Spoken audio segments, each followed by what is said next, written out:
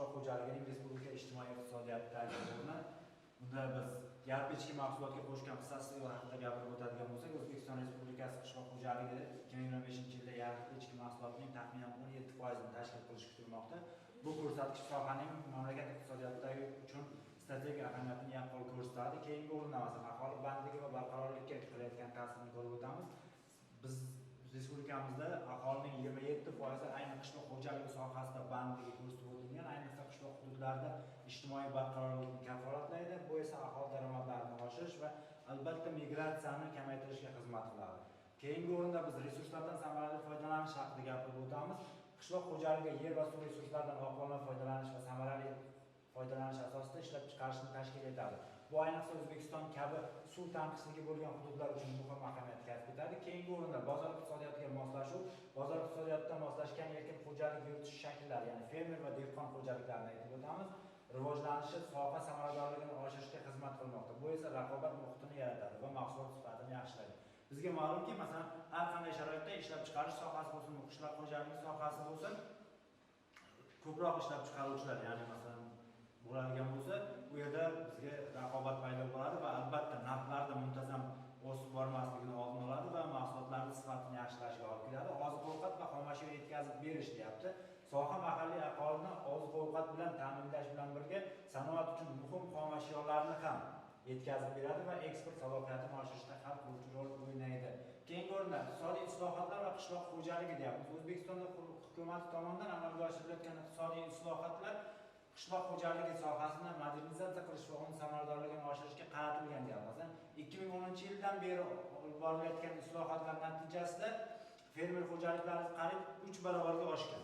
Keyingi o'rinda hukumatning qo'llab-quvvatlashi deyapti. Prezident farmonlari yoki qarorlari bilan belgilab qo'yilgan vazifalarni bajarish yoki undagi imkoniyatlarni yaratish natijasida masalan texnika texnologiyalarda ham olib kelinishi masalan juda ham rivojlanib boryapti. Texnologik taraqqiyot deyapti. Masalan, hozirgi kunda eng asosiy umuman iqtisodiyotdagi eng asosiy muammo resurslarning cheklanganligi deb bo'ladigan bo'lsa, xuddi shunday suv resurslari yoki yer resurslarining cheklanganini inobatga olgan holda resurs tejamkor texnologiyalardan foydalanmasdan tomchilatib sug'orish yoki masalan aqlli qishloq xo'jaligi ba'zi hududlarimizda masalan yomg'irlatib sug'orish orqali resurslarni tejashga ham ancha erishyapmiz. Keyingi o'rinda qishloq xo'jaligi va sanoat integratsiyasi deyapti. Xomashyo bazasi.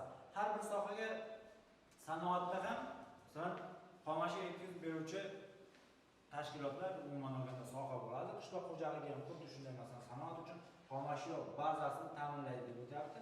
Agrosanoat majmualari tashkil etilishi orqali qo'shilgan qiymat yaratish va eksport salohiyati oshmoqda. Eksport hajmining o'sishi 2024-yilda qishloq xo'jaligi mahsulotlarining eksporti 1.2 milliard AQSh dollariga yetgan. Bu sohaning mamlakatdagi valyuta tushumlaridagi ahamiyatini ko'rsatadi. Keyingi o'rinda bandlik va kambag'allikni kamaytirish deyapmiz. Hozirgi kunda eng asosiy muammolardan biri albatta aholini kambag'allikdan chiqarish va aholini ish bilan ta'minlash bo'lib kelyapti. Qishloq xo'jaligi ham boya aytib o'tganimizdek 27% aholini ish bilan ta'minladi desak mubolag'a bo'lmaydi. Qishloq hududlarida bandlikni ta'minlash, aholi daromadlarini oshirish orqali kambag'allikni kamaytirish va oziq-ovqat xavfsizligini mustahkamlash deyapti.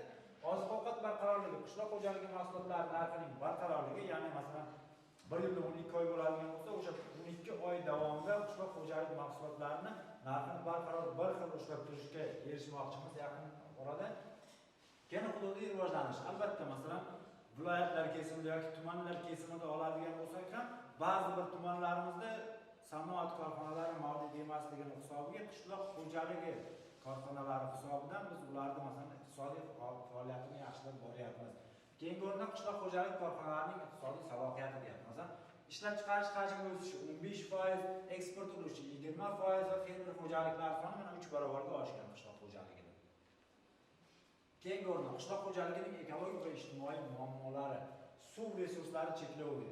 Har bitta tumanda yoki umuman o'zimiz yashab turgan hududga qarasak ham, ayni yoz oylarida suv tanqisligiga ko'proq uchraymiz, dehqonchilikda ayni vaqtida, pikida. Va o'sha suv resurslari tejash maqsadida bizda masalan an'anaviy sug'orish usullaridan tomchilatib yoki yomg'irlatib sug'orish usullariga o'tishimiz kerak bo'ladi. Keyingisida yer degradatsiyasi deyapti. Yerning sho'rlanishi, eroziyasi va unumdorligining pasayishi.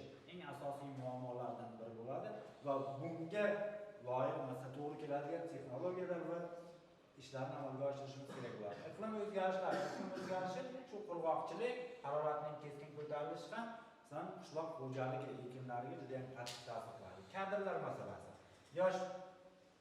Yoshlarni qishloq xo'jaligiga jalb qilish va malakali kadrlar tayyorlash sohaning barqaror rivojlanishi uchun muhim hisoblanadi deyapti.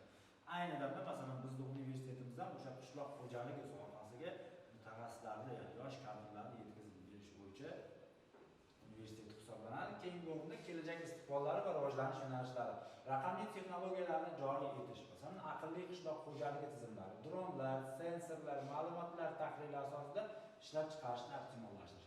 Qishloq xo'jaligi vazirligi tomonidan ma'lumot uchun aytib o'taman, o'sha dronlardan foydalanish ham yo'lga qo'yilgan. Hozirgi kunda eksport salohiyatini oshirish, xalqaro bozorlarda raqobatbardosh mahsulotlar yetishtirish va ichki bozorni barqaror oziq-ovqat bilan ta'minlash. Bizda ichki bozorimiz ham ta'minlangan o'sha qishloq xo'jaligi mahsulotlari bilan, lekin dunyoning qaysi joyiga bormang, O'zbekistonda yetishtirilgan qishloq xo'jaligi mahsulotlari, ayniqsa mevalarimiz dunyoning har bir burchagida bor desak mubolag'a bo'lmaydi. Aynan Yevropada ham masalan ba'zi hollarda bo'ladi, Amerika Qo'shma Shtatlariga ham masalan eksportni yoki masalan o'sha yetkazib berishni yo'lga qo'yishgan. Barqaror rivojlanish strategiyasiga ekologik toza, resurs tejaydigan, innovatsion ishlab chiqarish usullarini rivojlantirish orqali sohaning kelajagini ta'minlash deyapti. Bu yerda masalan eng ekologik toza degan joyga ko'proq e'tibor qaratsak, masalan hozirgi kunda GMO esa gen o'zgartirilgan masalan mahsulotlar butun dunyo qarshi kurashyapti shu narsaga. O'sha davrda biz ekologik toza mahsulot yetishtiradigan bo'lsak, nafaqat o'zimizning ichki bozorimiz, tashqi bozorda eksportimiz ham oshib boradi. Xulosa qilib aytganda, masalan qishloq xo'jaligi nafaqat iqtisodiy, balki ijtimoiy barqarorlik va milliy xavfsizlikning asosidir deyapti. U aholini oziq-ovqat bilan ta'minlaydi, bandlikni yaratadi va qishloq hududlarining rivojlanishiga bevosita hissa qo'shadi. Islohotlar va innovatsiyalar davlat tomonidan olib borilayotgan islohotlar va innovatsion texnologiyalarni joriy etish orqali sohaning salohiyati yanada oshadi va kelajakda yanada muhim rol o'ynay boshlaydi.